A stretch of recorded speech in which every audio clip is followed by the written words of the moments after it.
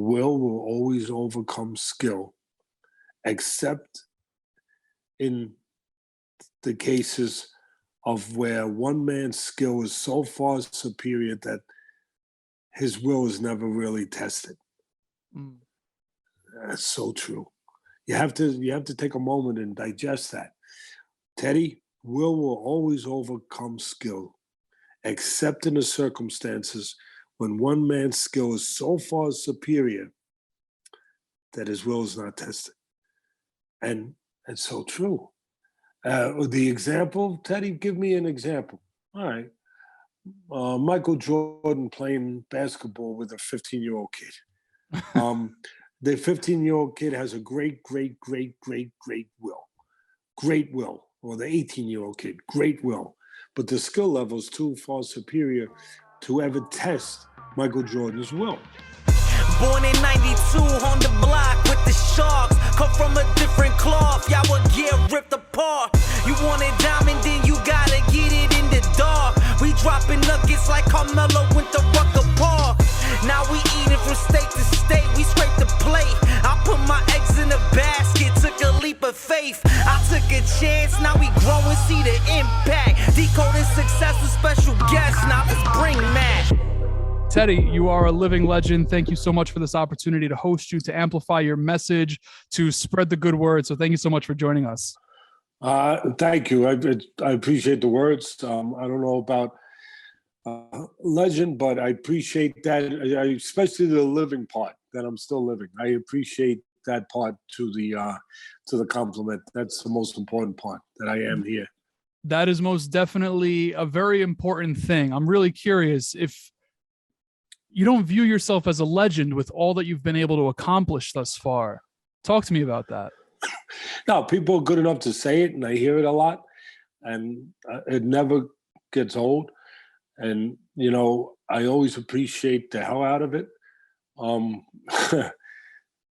But, you know, I just a person that cares. Maybe, you know, somebody once told me, when you do drop dead, what would you like to be put on your as some kind of epitaph, if at all? And I said, just that he cared. And so when people, I guess when people use that phrase, maybe it means that I cared about what I did. And in that way, that would be my easiest, most sincere way of answering that question, a difficult question. You know, that's all. But again, all I think of myself, if anything, as far as in a complimentary status, would be, I've tried to be the best I can be. I've tried to care about everything I do, and care about other people. And I've always tried to be a professional. You know, I've had a couple of good mentors or examples, fatherly type examples. One more of a surrogate father, the other one a real father, my father, Dr. Atlas. And, you know, the other one was Customato. And the funny thing about that is they both were professionals. They both behaved and performed as professionals. One articulated how to do it. One articulated what it was, being a professional, gave a description of it to me on a regular basis and explained it. And the other one never did. That was my real father. He just lived it. He just did it through example, you know.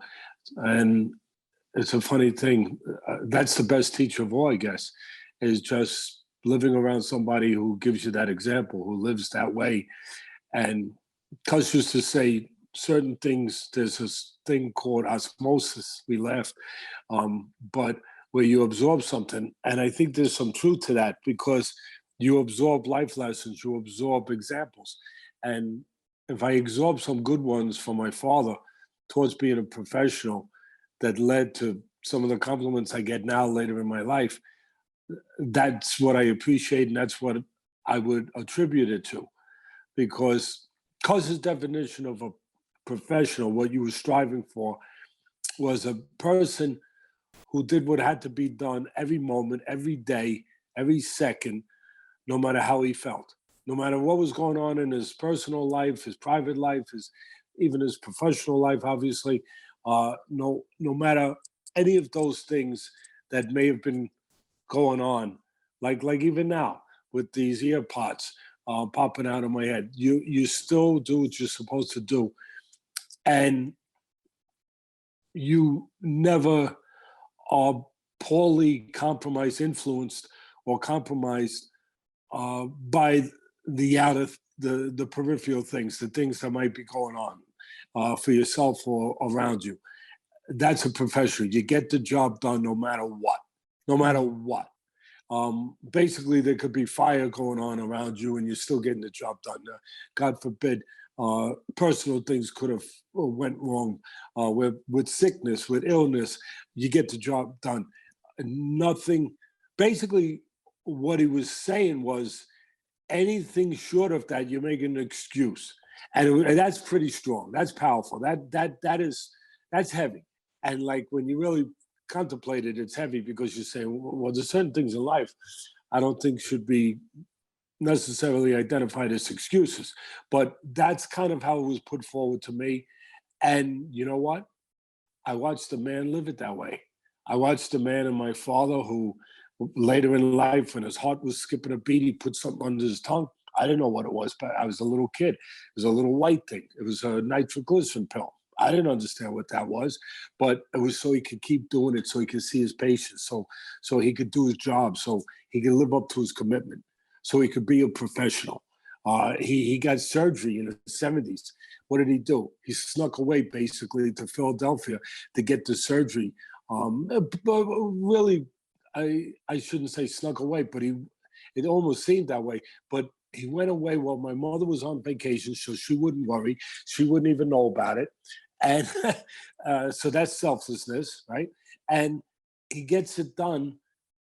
And obviously it's the right place to get it done. Down in Philadelphia was the right doctors.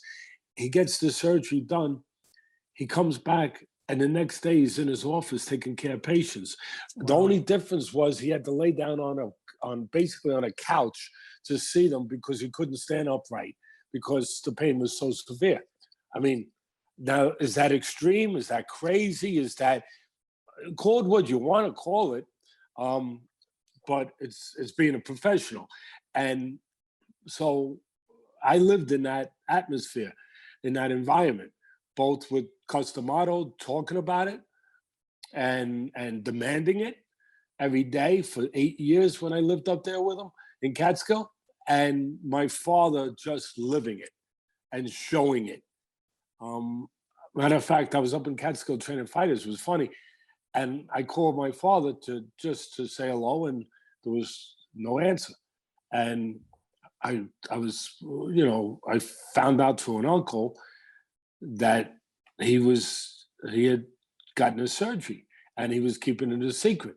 So I immediately got in a car, drove 2.5 hours from Catskill, came down to Staten Island, New York, and I went immediately to his office. And I see a line of patients. He had a very big practice. Nothing unusual to wait 5 hours to see Dr. Atlas. Why? Well, number one, he was a very good doctor. He got the job done. He took care of you. He was a great diagnostic doctor. He knew what was wrong. But also because he took care of the patients back in those days, especially, that nobody took care of because they couldn't pay. There was no HMOs really for the most part, and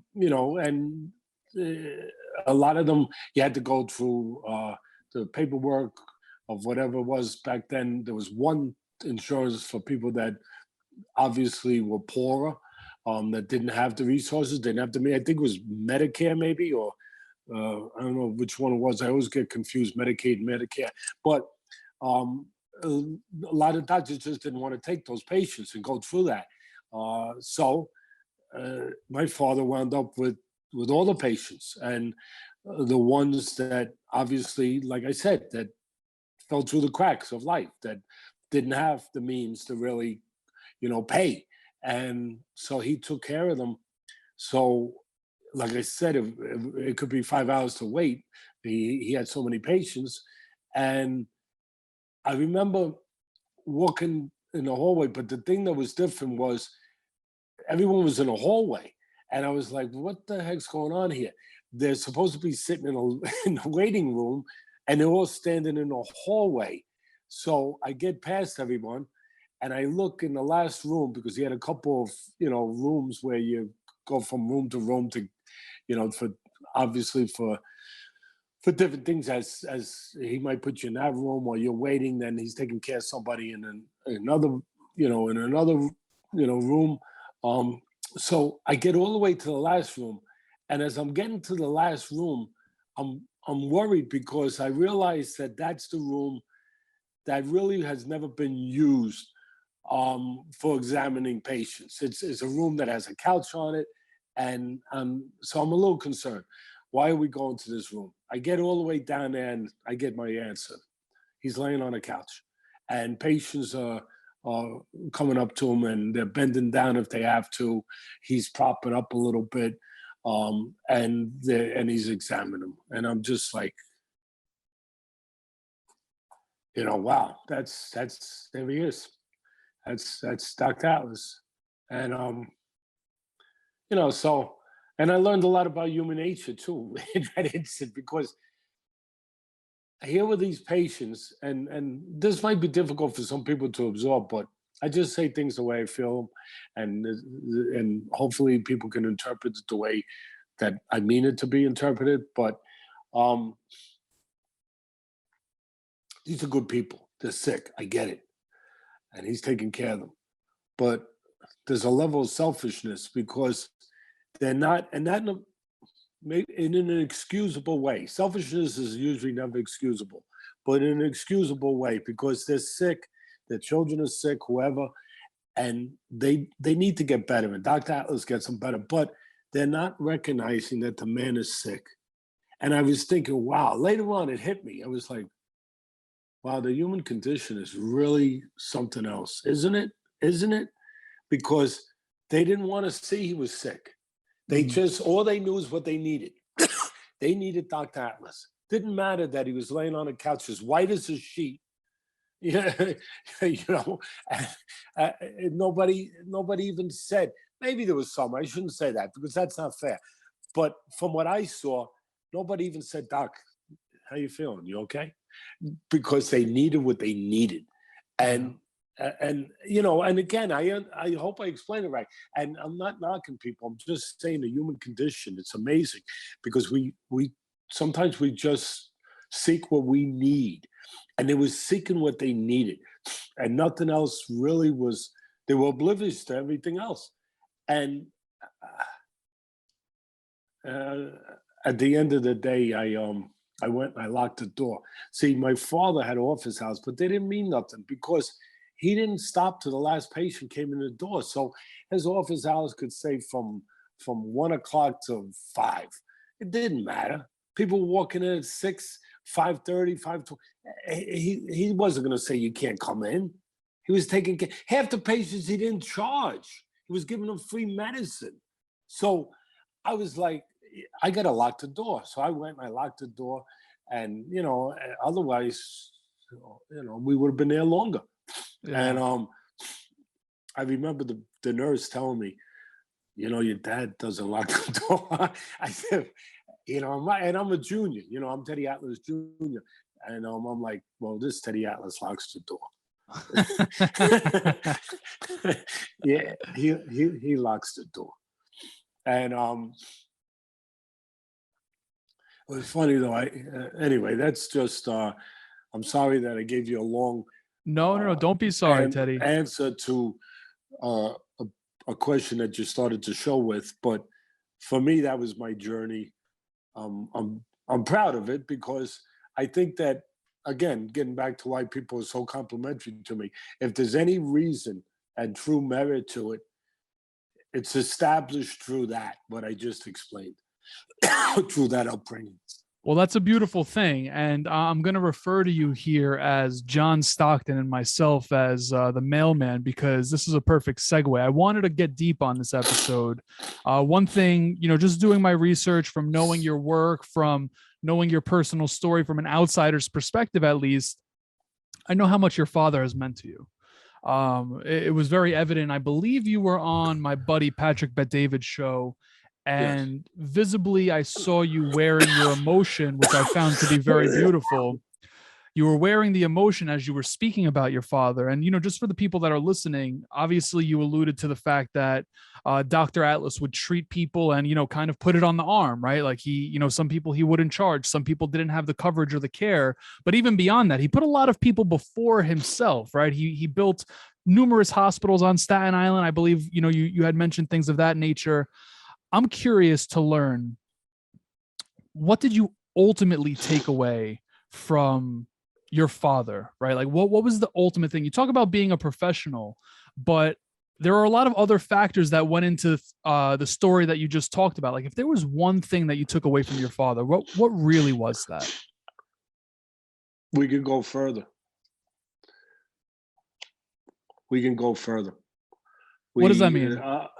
If I use an analogy of a house, and in the house, there's X amount of rooms. Say it's a large house, and there's say 30 rooms, and but because of the comfort of where we live and how we live and what's most convenient, we might only use 10 of those rooms. We might use 15 of those rooms. Maybe we use 20. That's a lot. But in life, we don't use all the rooms. We don't visit all the rooms. We don't get to rooms in our capacity within our reach to get to within ourselves. I make the analogy that we are that house. You can visit more rooms than yourself.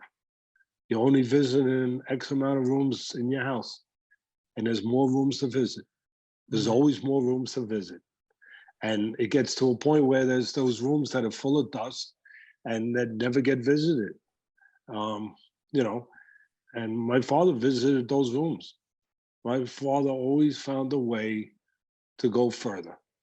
You know, like when he had that surgery, and he still found a way to go further, to not stop, to do more, you know. And he was at a young point in his career.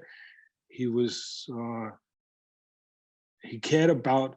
He saw the dilemma of not proper health care back in those days, that certain patients got better hospitalization care, frankly, than others. So you could stop there. What could you do? There's nothing you do. You do the best you can do. No, he went further. He built a hospital. He built two at the end, but to make it really accurate, the first one was Sunnyside Hospital in Staten Island before the Verrazano Bridge, when Staten Island was smaller and more rural, but the need was still the same, and it only had 20 beds in it. He built a hospital with 20 beds, but 20 more people now could get good hospital care that couldn't get it, and he absorbed the cost. You know, there were certain patients in there that had proper insurance, had money, whatever, and obviously that helped pay the bills. But the rest of it, he took, as you used the definition the old timers used to use. You know, it was he took it on the arm, and he absorbed it. So he went further, and then when that hospital, that lasted about 22 years, somewhere in that neighborhood, and when that hospital got torn down because the city had built the Verrazano Bridge, and the highway was going to be where that hospital was. They had to buy it from him. The city bought it, tore it down. He could, again, didn't have to visit no more rooms. Could have said, hey, I did my part. I had a hospital for 22 years. It's over. No. He went and built another hospital. This time, Doctor's Hospital on Staten Island on Targee Street, which is, I think it lasted 35 years. It's a school now. And somebody was good enough to name part of the school the Atlas Academy in his name. People sometimes don't remember people. They should, but they don't. But the borough president of Staten Island, Jimmy Otto at the time, was a good man. He wasn't your typical politician. I'm sorry if I'm hurting somebody's feelings, but again, the truth should come out. And sometimes there's only one way for it to come out, straightforward. But this politician, for me, he wasn't a politician. He was a civil servant. That's what I called him. I used to say, you're a civil servant. You're not a politician. You take your job serious. Whoa, you better be careful. You better be careful around the people you're hanging out. Yeah, because they might want to freaking eliminate you because you're taking this stuff very serious, Jimmy. So he went and named it the Atlas of God, which obviously I'm appreciative of. But again, my father at that time, he put together 60 other doctors, 60. So it wasn't just him. Obviously, it was a big hospital, or a much bigger hospital, and he got it done. He got it done, and then just learning to go beyond that word convenience. How's that? Learning how to go past that freaking word convenience, because it's a freaking word. Is it truth or is it a lie? Is it truth or is it an excuse? Most of the time I've found through my journey at this point in my life that it's a freaking excuse. Right. Well, why don't we go past it though? Why don't we go past convenience? Why don't we go past comfort? Some people Agreed. do. Some people do, because it's not convenient, because it's not comfortable, because it's scary sometimes. It's difficult. Right. That's why. I agree. Because human nature's, there's two sides to human nature. The first side, the shallow side, is to do what's convenient, to be comfortable. Hey, there's nothing wrong with striving to be a millionaire and get comfortable. Nothing wrong with that. Nothing wrong with that. But there's some people that don't even strive to get that far. There's some people that their comfort levels, and I'm not knocking them. Everyone's comfort level is at a different height. I get it. A different level. I get it. But it surpasses just your position in life. It goes to other things, your responsibilities. I'll spit it right out. We got too many fatherless kids. I have a right to say it. Teddy, why do you have a right to say that? Well, because I run a charity foundation named the Dr. Atlas Foundation. It doesn't make me better or worse than anybody else. There's plenty of good people out there running foundations that are probably better than me. But I run a Dr. Atlas Foundation for 20, obviously for a reason to remember him, okay? And what do? We help the people that fall through the cracks. And right. We do social programs. If a family has a sick child, they have to go out of state. They got to fly out of state. That program's not available here. We fly them out. We pay for them. We put them up in a hotel. If they need a wheelchair, bang. Muscular dystrophy doesn't. Good organization. Don't get me wrong, but they don't get them a wheel. Why, Teddy? Why don't they get it? They make millions of dollars because they do not. Their monies that they make go to research. But how much? 5%. 4%, 6%, I don't know. Where's the rest go, Ted? Administrative costs. They're a big one. We're not that big. We're not that huge. So we don't have that problem. So our money don't go to administrative costs. Our money goes to get a wheelchair. Why? Because you know what? The research is more important than what I do. I know that because I want to be out of business. So I want them to get the research done eventually, hopefully. But in the meantime, while it's happening, these people are not better. They're sick. They need quality of life help. They need a wheelchair. That's what they need right now. And muscular dystrophy says, no, we don't do that. So they come to the Dr. Atlas Fund. We do it.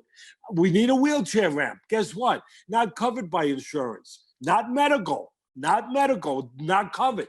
Guess what? That 35. How'd you know that number so fast? Because we do a lot of wheelchair ramps. That's how I know. So we put the wheelchair ramp up.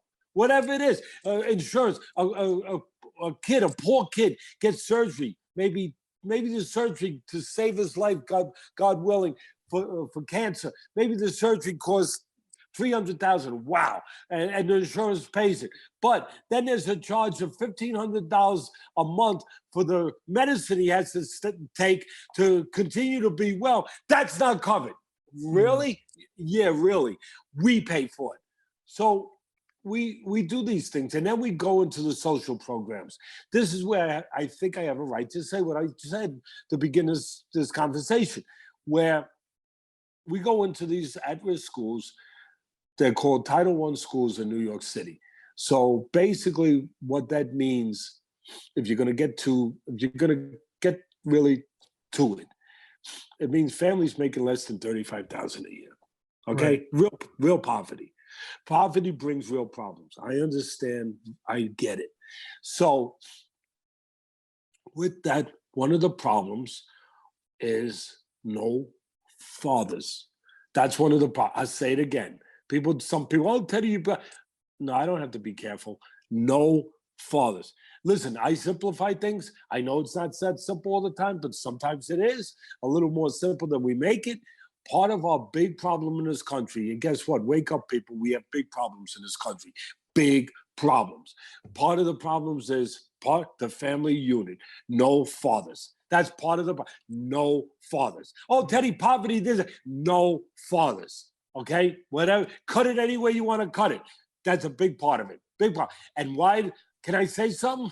Because I'm there. Because I know. Because I do these social programs. We call them the Dr. Atlas Incentive Programs, where we go into these Title I schools. We let the principals know. Let the guidance counselors know. We let them all know. And we tell the kids, listen, I ain't asking for A's. I ain't asking for B's. I'm being a little bit more sensible than that. I'm not jumping into all that stuff right away. Well, you know what I'm asking for? I'm asking for you, the kids, to care about who you are, because they stop caring about who they are. That's the freaking Alexa. That's the medicine that my father would have gave somebody to fix them. That's the medicine. Get them to care about themselves. These kids stop caring about themselves because of their environment, because of everything I'm trying to talk about right here. And so I go into schools, I say, hey, here's the message.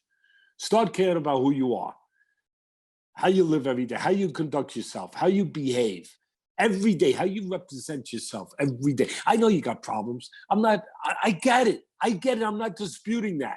But you have this, here's the thing. You have a power that you're not using. What's that power? The power to make a choice of how you're going to behave every day, no matter what's going on. Like we've been talking about for the last half hour. You have the choice. My father had a choice of how he behaved every day. You have a choice of how you behave every freaking day, no matter what's going on.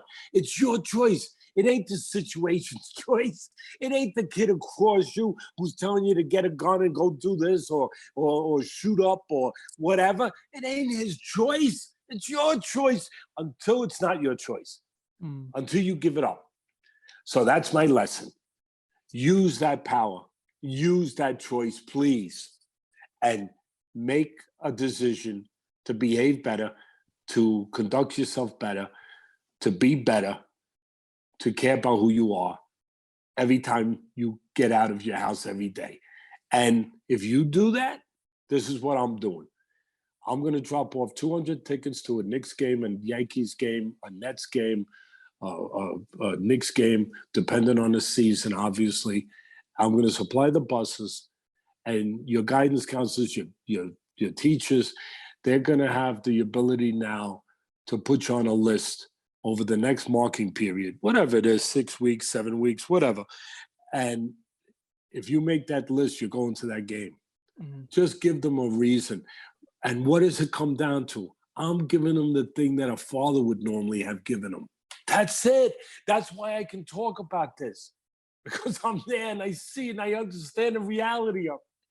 And I understand anything short of that, we're lying to ourselves. We're lying about the elephant in the room. We're lying. We got our heads up, you know where. And it shouldn't be up, you know where.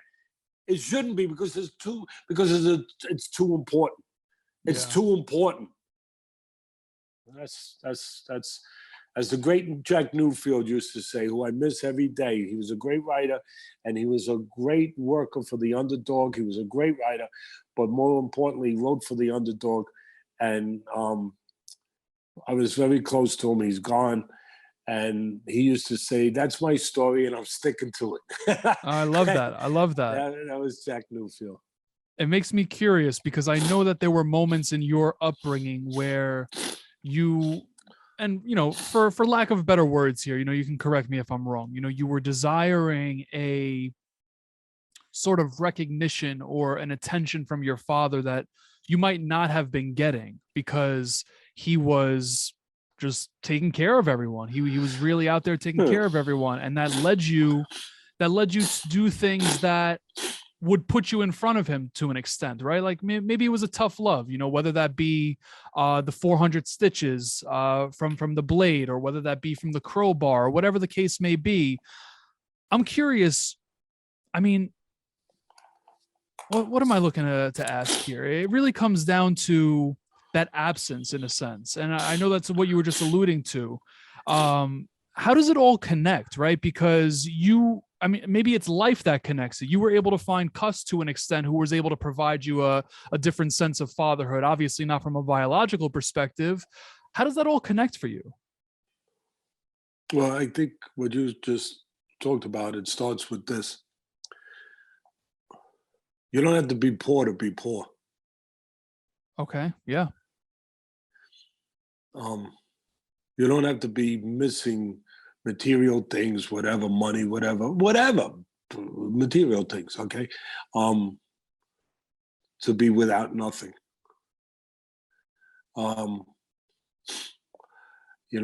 Because I was the son of a doctor.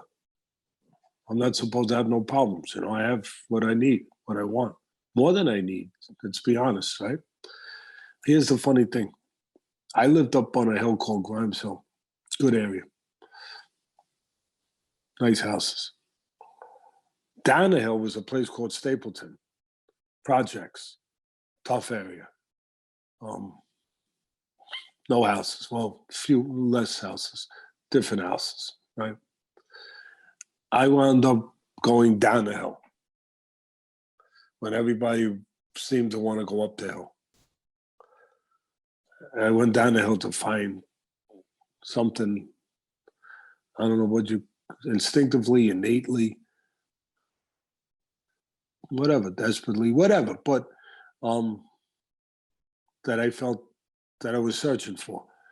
Acceptance, I don't know, family, camaraderie. But Teddy, you had a great family. You had the father was a doctor. My father left early in the morning, dropped us off at school, very early in the morning, dropped us off at school, and didn't come home till late at night because he was taking care of patients. My father, besides going to the hospital, he had office hours, and he did house calls till he was 80. Mm. And he was doing them, some of them for free, because people could not get out. They were so poor, some of them, they couldn't get out to even get to a doctor. And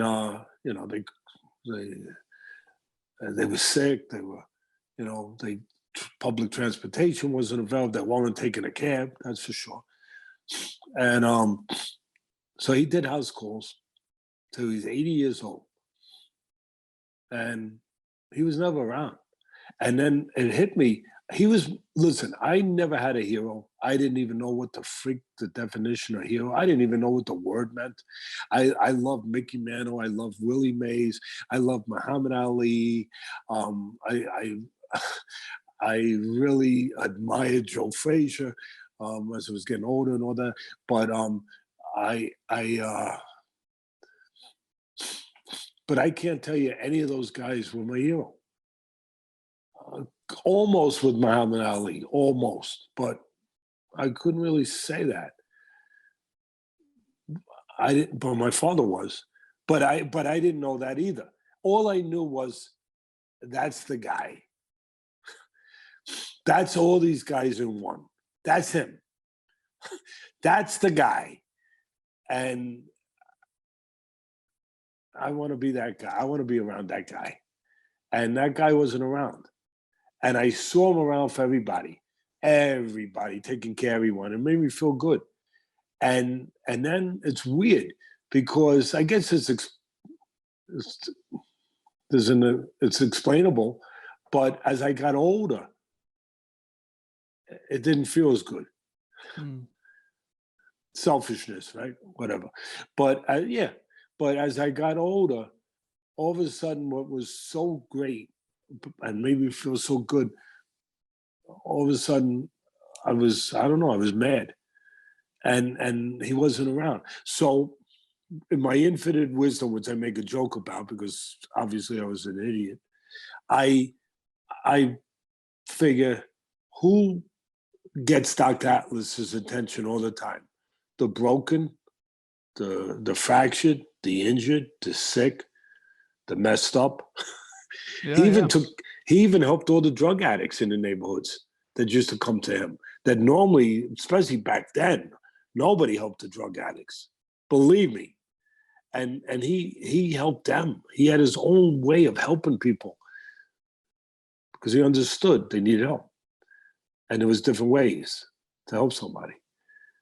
But you didn't just say no. And so now, they get them, I don't get them. So I'll go to a place, I'll start doing things that'll get them. I'll get myself messed up. Now look, did I freaking say that to myself? No, then to be really something wrong with me. More than is wrong with me already, right? But that's what it led to. I searched. I went on a search, and plus I wanted, camaraderie, family, I don't know, whatever, someone to share certain things with, and I found it with these people that were hanging out on the street corner down on Broad and Gordon in Stapleton, where there'd be 100 people hanging out on a summer night. And I got friendly, with some of them I went to school with. I got friendly, at a young, around 16, 17, whatever.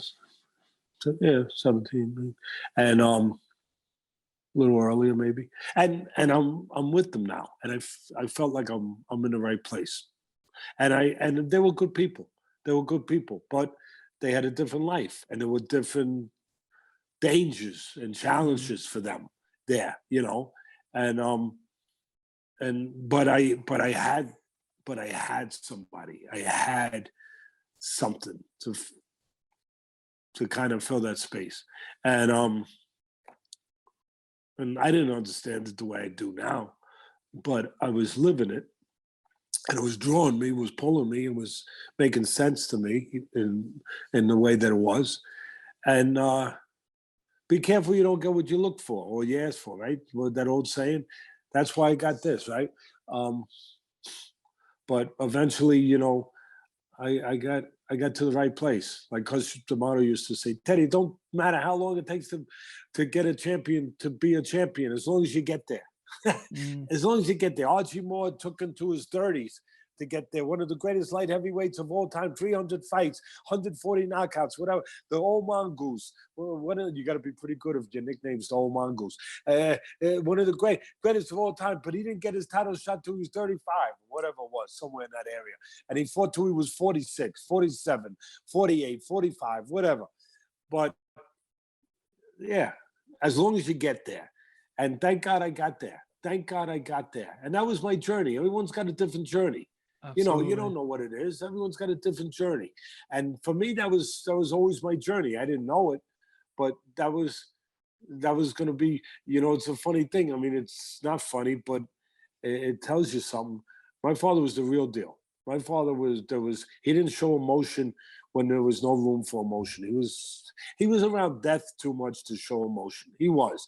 I remember one day I was about 9, 10 years old, and I'm upstairs, and I hear the door open. Boom. I'm there at the top of the steps. He comes in. He goes, "What are you doing up?" I said, "How come you're out so late?" And I'm like, he got a kick out of it. He was like, go to bed. And I was like, where were you? Why didn't you come home earlier? He said, I was in the hospital. I said, what were you doing? He said, I was taking care of somebody. He must, and I still remember it. It's weird. I said, certain things I can't remember though, but I remember certain things. And I said, the guy was obviously sick. So I said, he must be better now because he's got you. Mm-hmm. And, and my father, without blinking, my father immediately says, this is my father. This explains a lot about my father. He says, no. I said, what do you mean? Because I said, he's going to get better. He goes, no, he's going to die. Now, a lot of people say you shouldn't say that to a 10-year-old kid. I don't say that, not for this 10-year-old, because I lived around this man, a doctor. I know what he did for a living. And I couldn't understand it. I couldn't comprehend it. I said, he can't die. He's got you. He goes, oh, no, he's going to die. And I said, what a 10-year-old would say. I said, then why did you stay there? Why are you there putting all this time in then? Selfishness, whatever, but also inquisitive, but also sensible. Right. Why are you there if the guy's going to die? And this stayed with me forever. His one-line answer. He looked right at me and said, because you don't give up on life. Mm. It's a beautiful thing. Yeah, and so it was funny, when I finally fell to the bottom and I was on the streets doing all kinds of whatever, and some of it led to this, I felt like I'm in the hospital and they rushed me, the police, all that stuff. They rushed me to the hospital. They thought I might die. I mean, it missed my jugular vein by whatever, less than over a quarter of an inch. If it hit that, then we wouldn't be having this conversation. Right. Obviously. But I was bleeding out pretty bad. And so I remember hearing one cop saying, he might not make it, something, whatever. And I remember I was like semi-conscious. I wasn't in a panic. I was in a very cold place. And I was like, call Dr. Atlas in the ambulance with the police sitting on either side of me, and a EMS person, whatever. And I'm telling them, I'm giving them instructions. Call Dr. Atlas, he'll take care of it. And they're like, son, well, oh no, I actually said, take me to doctor's hospital. And they're like, we're not near doctor's hospital. We're taking you to the closest hospital. We have no time to waste. And I'm like, all right, then call Dr. Atlas and he'll meet us there. And they were good though. They didn't, they were trying to keep me calm.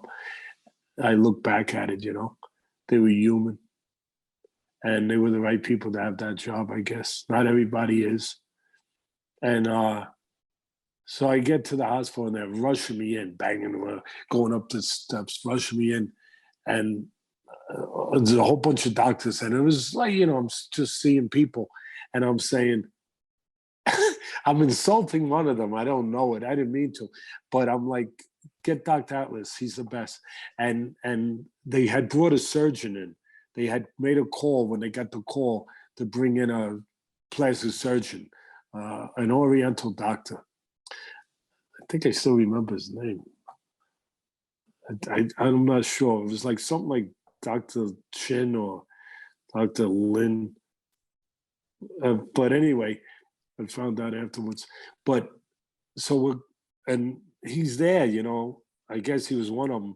And I'm saying, listen, I don't want to make you feel bad. Like I'm saying these crazy things, but he's better. And I remember, I don't know if it was the doctor who did the surgery, but one of them said, we know your father. He's the best. He's great, but we can't get him. and we promised we're going to do a good job. And then the lights went out. That was it. Boom. And then what I was waiting for, right? Why I went through this, I guess. I'm in the room, hours later, right? Dark. And there's a curtain all the way around me, right? I come to, there's all this stuff in my arms.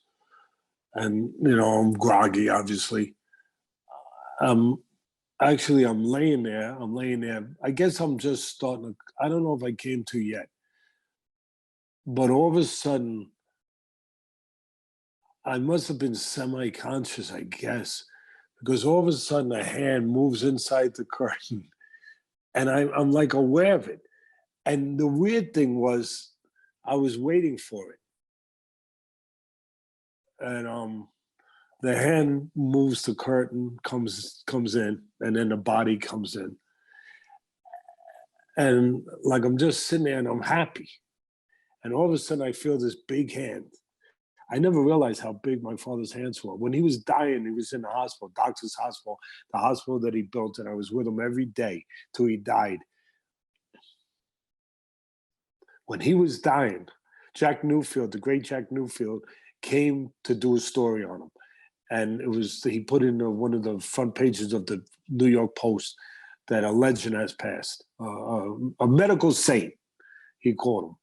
And I wanted him to be there. I wanted my father to get recognition. He never looked for recognition. He stayed away from it. He got mad if you even talked about anything along those lines. He got mad. Like, don't talk that way. We didn't do anything special here. So, because he was doing his job, I guess. So now, I remember when he was dying and Jack Newfield came to see him in the hospital. At that point, he was just about gone. He was in a coma. And he's laying there. Jack comes in the room, and the first thing Jack says, the great Jack Newfield says, he's got to fight his hands. And I never realized it. I looked at his hands. He had big hands. And I said, whoa. Yeah, he does. He has to fight his hands. And that day, now going back, all those years, I realized, I was thinking when he put all of a sudden, put his hand on me, and he just traced the scar. It was covered, of course, it was all sutures and it was covered with whatever, but he traced it with his hand. And I could feel his hand. It felt good. It felt safe. It felt right, it felt right. And I feel his hand. And then as soon as he's finished, because it don't take long for Dr. Atlas to tabulate, and immediately he said, he looks at me, he said, they did a good job. He says, you're going to have a scar the rest of your life. And he walked out. Wow. But now a lot of people hear that story, they say, what a cold bastard. No, the opposite, really. I mean, you guys aren't getting the point then, you know what I mean? He was who he is, and he was true to who he is. He wasn't going to BS me and say anything, other than the truth. And he was right. I have a scar for the rest of my life. But, and he was right. They did a good job. But when I say be careful you don't get what you wish for, I'm just saying I got him. I finally got him. It was like, I got him. Here he is. And, it wasn't, but it was part of my growth. It was part of my getting it. Absolutely. And putting it together, to the point that I needed to put it together. 100%. 100%. Teddy, I only have you for 4 more minutes. I wish I had you the rest of the day because I could ask you 1,000,001 more questions. I'll wrap it up with this question here. You've given us a ton of advice, right? whether you learned that from Cuss, whether you learned that from Dr. Atlas, whether you learned it from your own life. I'm curious to learn, if you achieved everything you want in this lifetime, you lived to whatever year you want to live, but you could only be remembered for one piece of advice, what would that be?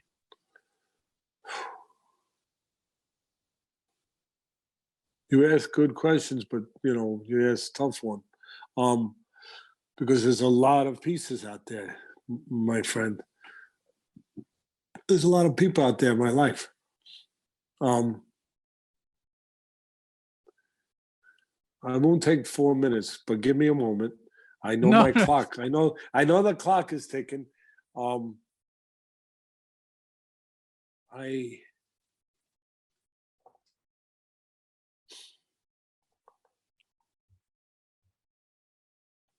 mean, I'm trying to attach it to a moment, to a person, because I have so many moments, so many people. I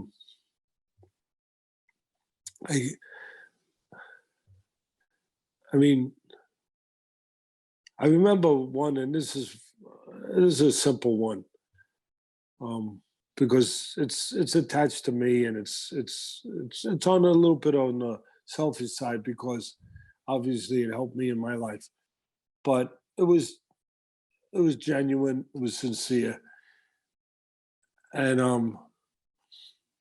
I remember after Michael Moore. And listen, there's ones that are more important than this. I say it frankly, but this one is just easier to say. And it's good, it's important, but it's a little easier. But there are some others that are probably more important. But I might have to use more than my 4 minutes I have on the clock. Michael Moore had just got knocked out by George Foreman. We had won the heavyweight title before that fight against the great Evander Holyfield. We lost it to the great George Foreman. And he was winning every second of every round, and he got caught in the 10th round, and that was it. And then he was talking, he was going to retire.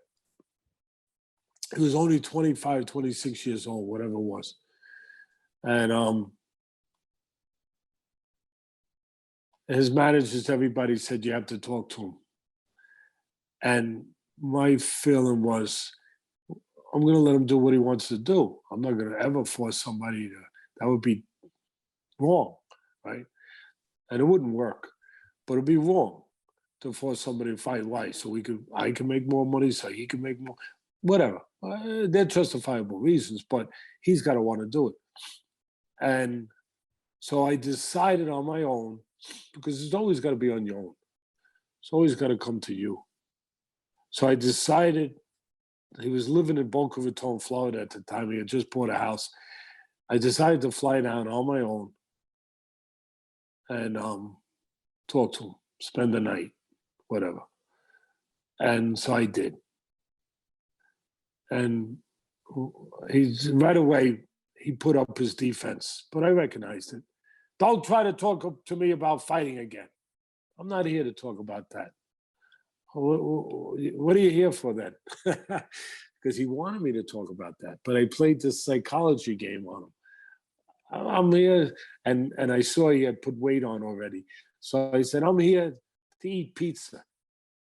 and he was like, really? Like, yeah, we could order a pizza. And, because usually I was fighting with him about the diet. And now I'm like, I'm here to eat pizza and, whatever it means, get fat. So I'm not going to bother you about that stuff. But then we got to that stuff. And I said to him, listen, Michael, I got the right moment. I said, if you don't want to fight again, I'm with you. You accomplished something. You're in the history books that most people will never accomplish. You're a heavyweight champ of the world. Pretty significant, pretty damn good, pretty damn great. You're special. You're always going to have that. And if you don't want to do it no more, that's good. That's fine. I just want to make sure that 2 years from now, 5 years from now, 1 year from now, you don't wake up one day and say, Jesus, I wanted to do it. I don't want that phone call. quite frankly, for me or for you. That's all I'm saying, Michael. That's all I'm saying. If it's over, it's over. But if it's not over, you have to visit that in your heart right now for the next, take your time. But you have to come to that and know. And you'll know. You'll know. And that was the advice. That was my advice. And he called me up a week later. When are we going to camp? I want to get this title back. I was like, all right, we'll figure it out. We'll get it going. I love that. And you know what he did? Nothing's easy. Even if it does turn out to be storybook, still doesn't mean it's easy. He had to fight Axel Schultz, who had beaten George Foreman. I thought Foreman won, but he had beaten George Foreman for the title, the linear title, the real title, the one that we had lost. And Axel Schultz was a German. And we had to go to Germany and fight him in a soccer stadium with 40,000, 35,000, whatever the number was, Germans. It was wasn't our atmosphere, it was their atmosphere. Obviously, it wasn't friendly for us. We had to go there to get back the title. And we did. And he did. And got back the title. It was good. It was right. It was right. That's beautiful. I love that. I love that. Again, the great Jack Newfield. I love him. I think about him. That's my story, and I'm sticking to it. I love that. Teddy, I wish I could ask you 1,000,001 more questions because I have them, but I know I need to let you go. If schedules weren't a thing, I would try and squeeze more time out of you here, but I want to make sure I'm respecting it. No, it's up to you. If you want to go a little longer, I recognize, seriously, without making it corny, but I recognize decent people, and I'm talking to a decent person. So you go further for those people. I think it's what you're supposed to do. So I appreciate if you want to that. go a little further. Do you have anything on your calendar that would interfere? Am I interfering with anything coming up next? Well, the next day or two I do, but I won't go that long, I promise. But I do have a few things for the next. But no, we could go a little further. I want to ask you something that gets me really curious. I played baseball and basketball my whole life. Baseball was my primary sport. Basketball, my secondary sport. I was good at it because I'm tall and athletic. I never boxed. I think I might have done like 1 or 2 boxing trainings in like the park during the pandemic because the gyms weren't open. I'm really curious to learn about, or I guess from your perspective, teaching a fighter to control their emotions and feelings while in the ring. Now, the reason I ask that is because I've seen people in street fights where they got hit in the face and then went into a full-blown rage. And in the process of going into full-blown rage, they got their ass kicked, right? Because they lost everything else they knew, right? I'm curious, what do you teach someone to control their feelings and control their emotions while in that ring? First of all,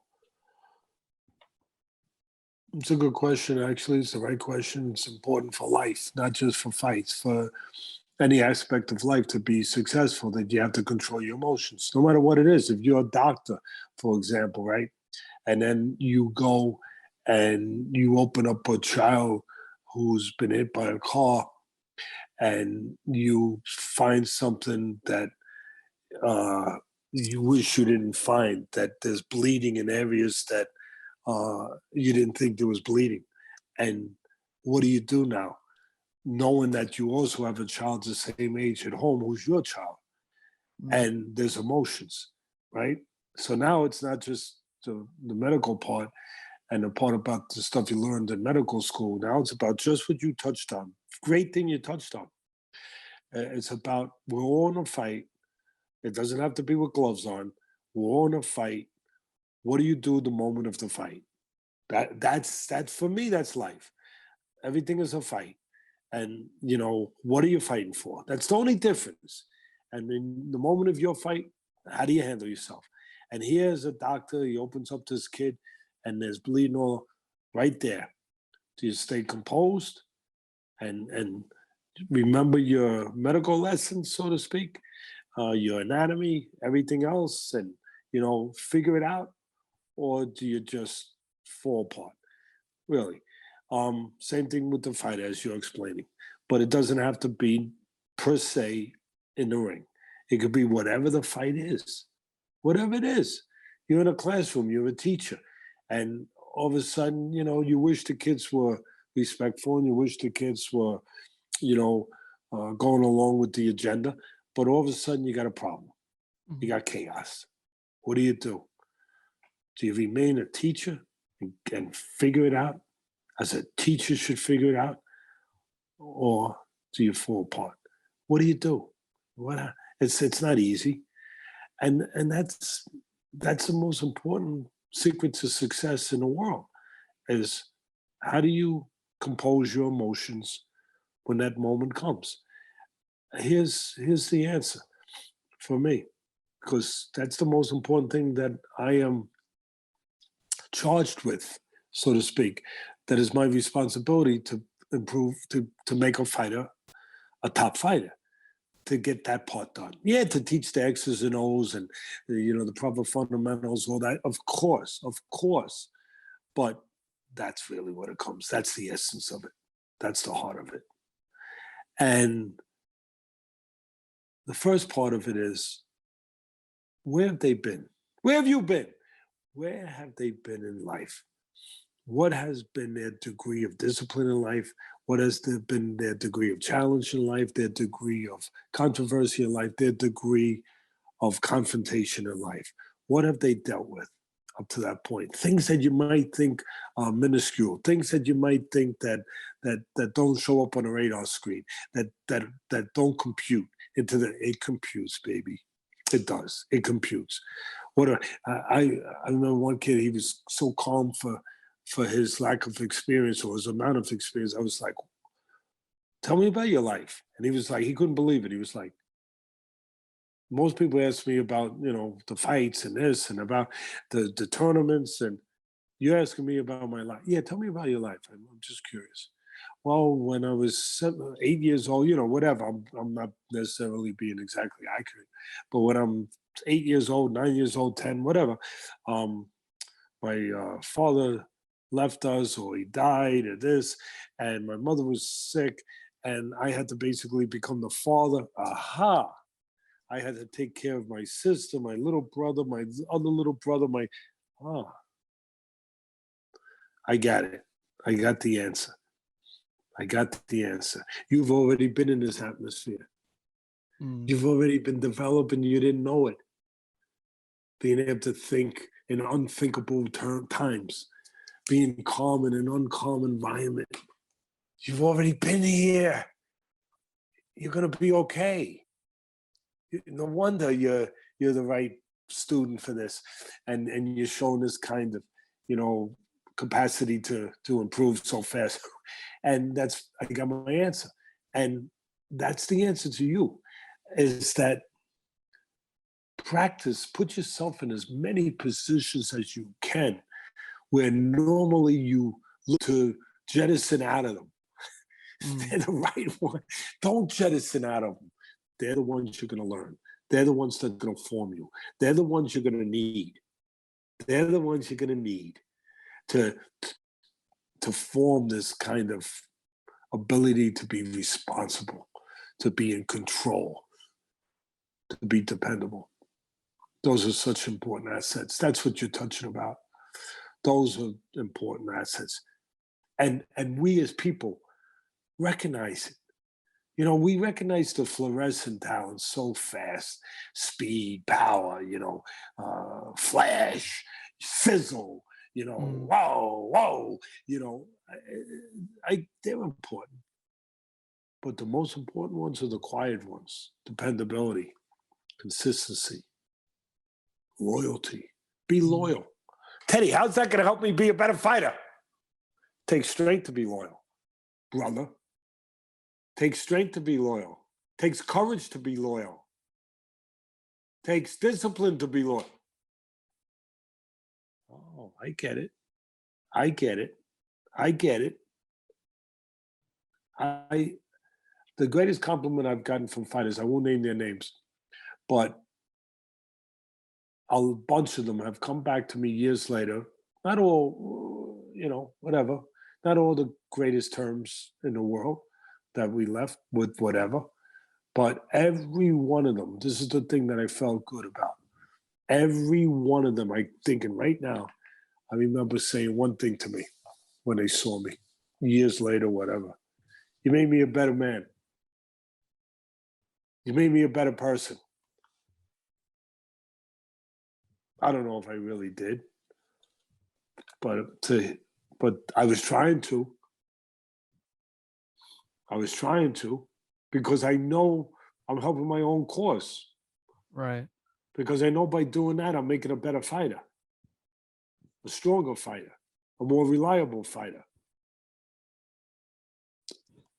One thing I've heard you talk about, Teddy, that I absolutely love is, I believe you framed it as willpower trumping skills. So my question to you is, how do you develop will? Is it developable? First of all, I'm going to give you the exact quote from Customato, because I've come up with a lot of my own quotes over the years, my own thoughts from where, I learned them and I tabulated my own thoughts together and put it together and reorganized things. But I always give credit to the people, if there's credit to be given, that came up with an original. And the original, which I'll give credit to right now, Customato, my mentor, was Teddy Atlas. He used to tell me at least a couple times a week, Teddy, do not forget, will always overcome skill, except in the cases of where one man's skill is so far superior that his will is never really tested. Mm. That's so true. You have to take a moment and digest that. Teddy, will always overcome skill, except in the circumstances when one man's skill is so far superior that his will is not tested. And it's so true. The example, Teddy, give me an example. All right. Michael Jordan playing basketball with a 15-year-old kid. The 15-year-old kid has a great will. Great will. Or the 18-year-old kid, great will. But the skill level is too far superior to ever test Michael Jordan's will. So it doesn't apply.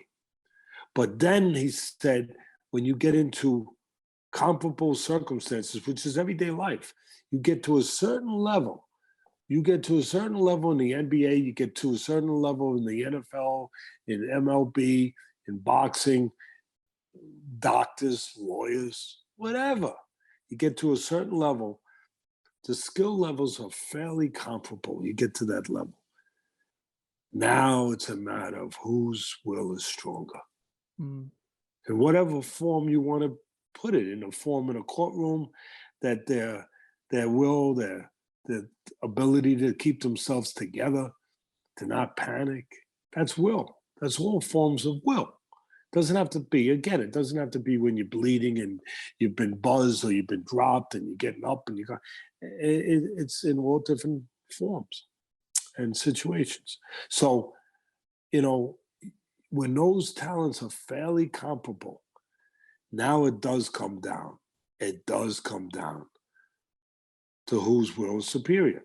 Mike Tyson, listen, people out there, the haters out there, you always got haters, unfortunately.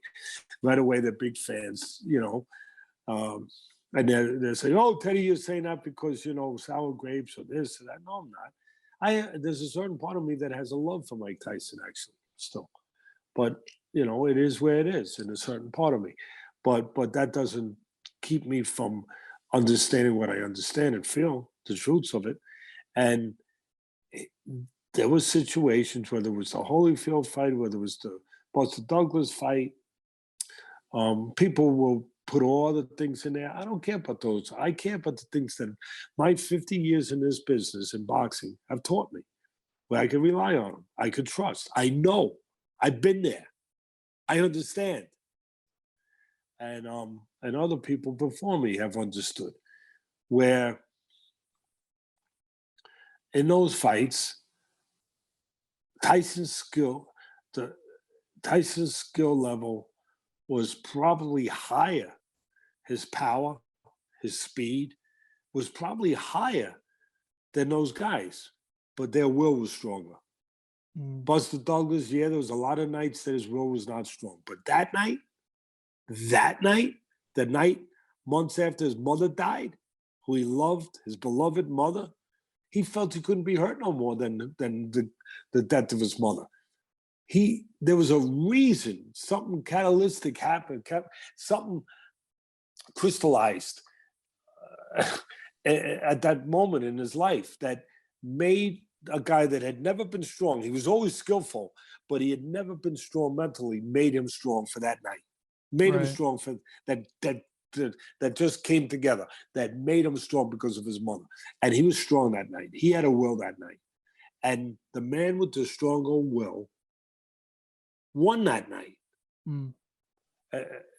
You could argue till the cows come home, but there's no getting around it. There's no getting around it. And so that, that's there's great truth to that there is nothing more powerful than a man's will. Nothing. I mean, look at it through the history of life, the history of this country. Really, how we got our independence way back then in this country. We weren't the best army. We weren't the best equipped. We didn't have the most weapons. But there's no doubt we had the stronger will. There's no doubt. Will overcome skill, unless one man's skill is so far superior. Teddy, I'm curious. Yeah, it leads me to ask this. I mean, is going through life, is the relationship with Mike never reconcilable?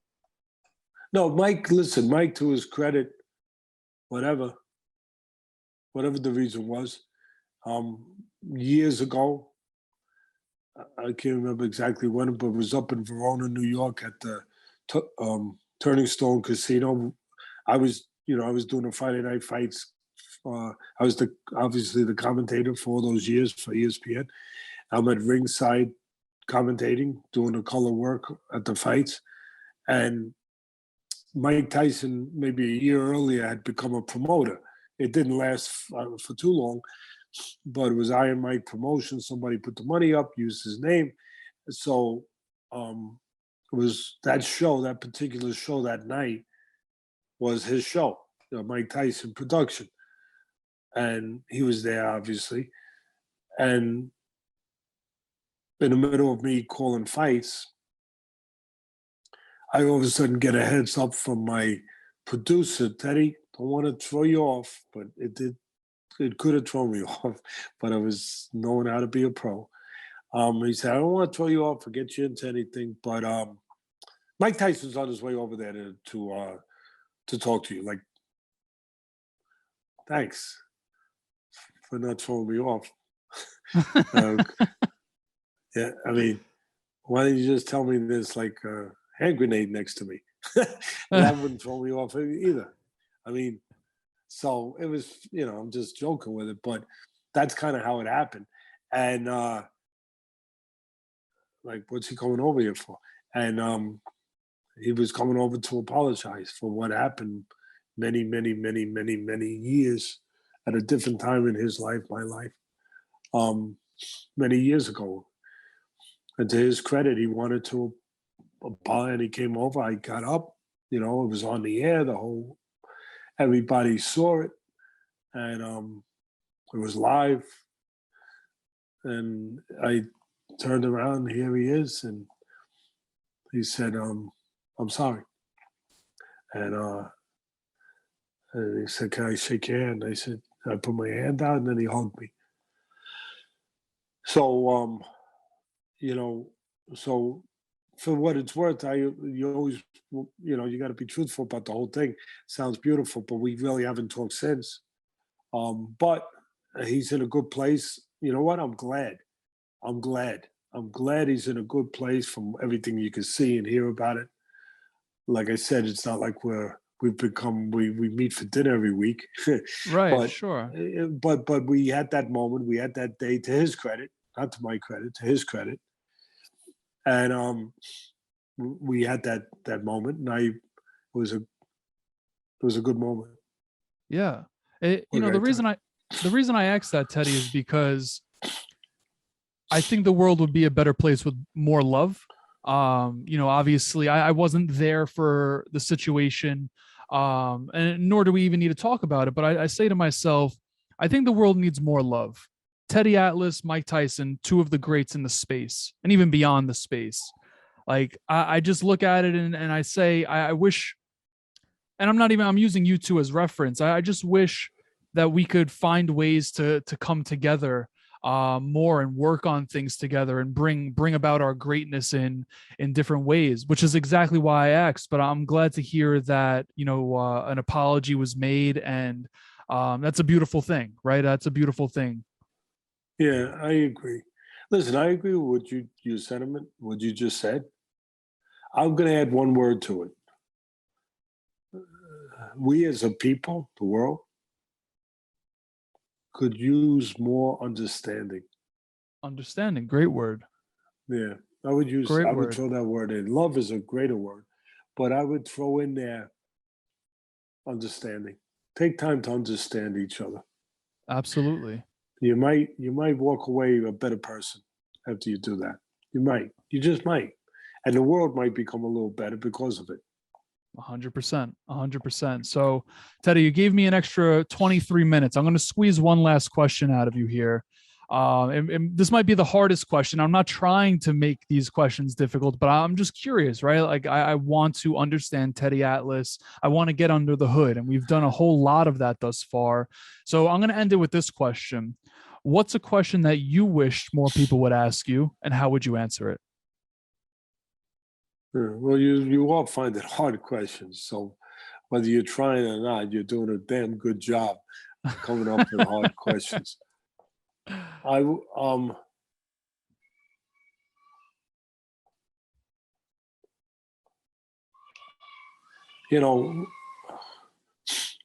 For me and for people in general, I would hope and wish that people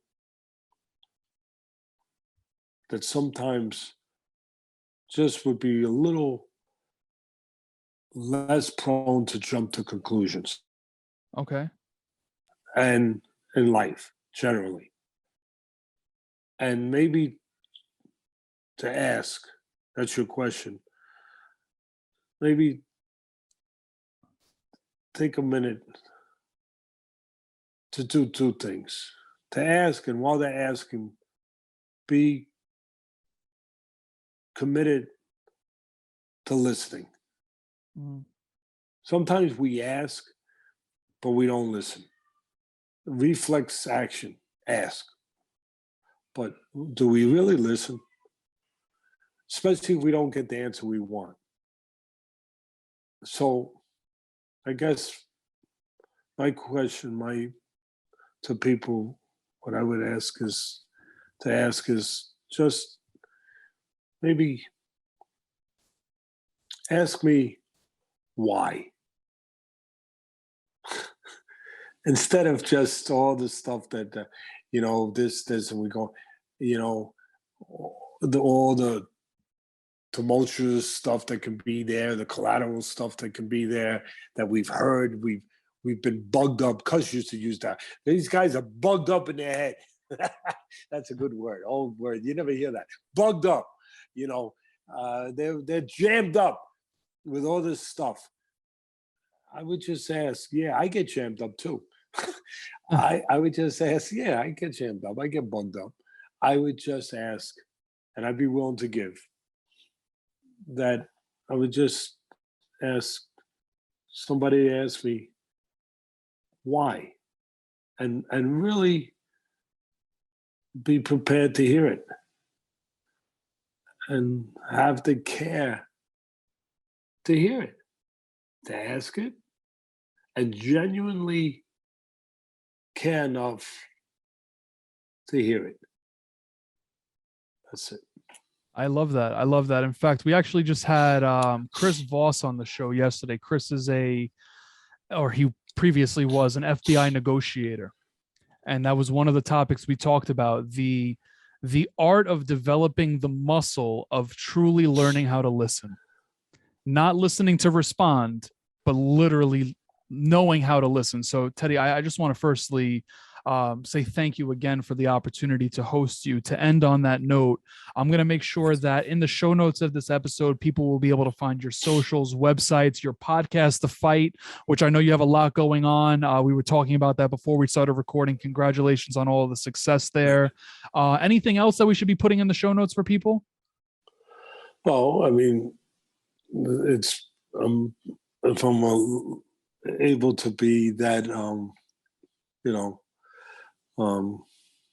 asking, and I would if it's not too much, I would appreciate.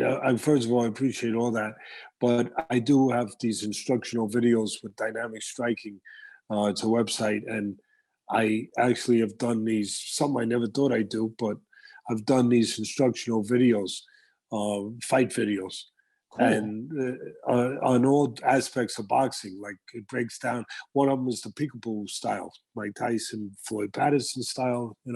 One of them is inside fighting. One of them is body punching. One of, the art of body punching, the art of feints, the different ways to throw a jab.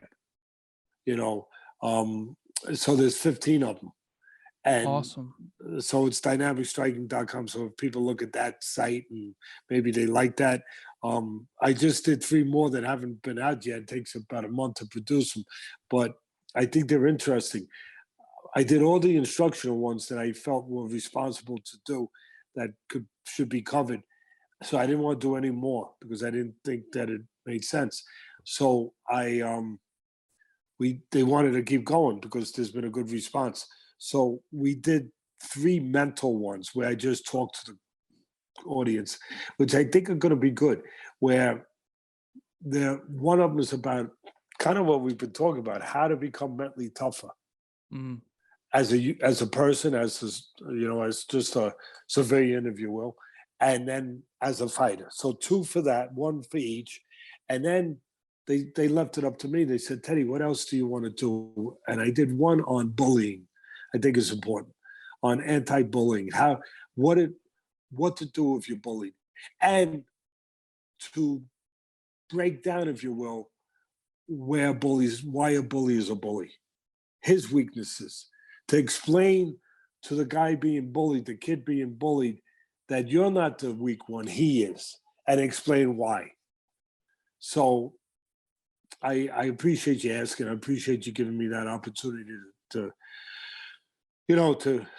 go out and say that. And then I also have, believe it or not, I feel like embarrassed saying like I'm talking about myself, but you asked, so the door opened up, I go in there.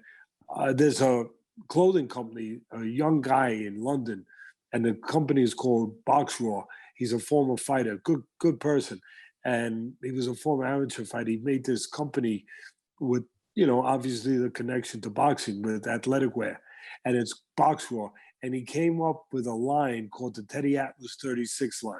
Nice. And it's out there. It's Box Raw. And I'll tell you real quick the genesis of 36. Where did that come from? 36 minutes to make life fair. That's one of my sayings. Where one time he heard me doing an interview with a writer, and the writer said, for Teddy Atlas, what does boxing mean? And that was like a loaded question. It's so many things.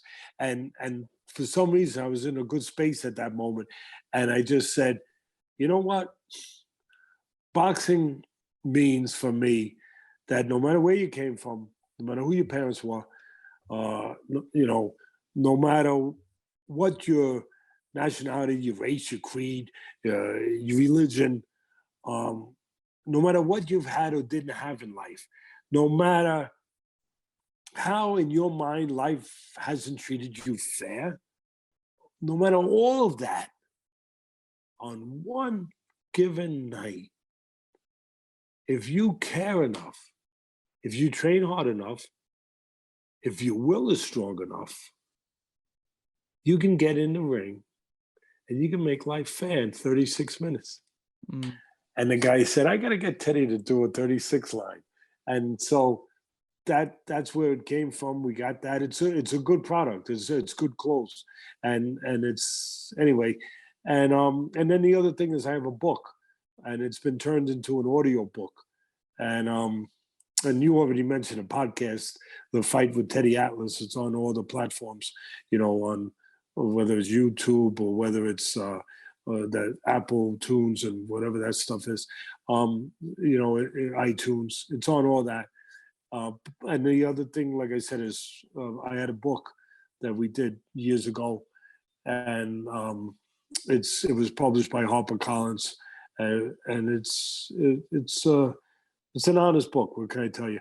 And it's, besides the book, the last year we turned it into an audio book, so that's out there too. The name is Atlas, and then it's got a subtitle, From the Streets to the Ring, A Son's Journey to Become a Man.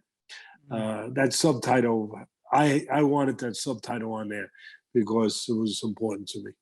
I love that. Teddy, I appreciate all of this. I'm going to make sure all of the links are in the show notes of this episode. But again, expressing gratitude for all that you've brought here to the show, all of the work that you put out into the world. Thank you so much. Thank you. I appreciate, as I said, I appreciate decent people, good people. So thank you. Born in 92 on the block.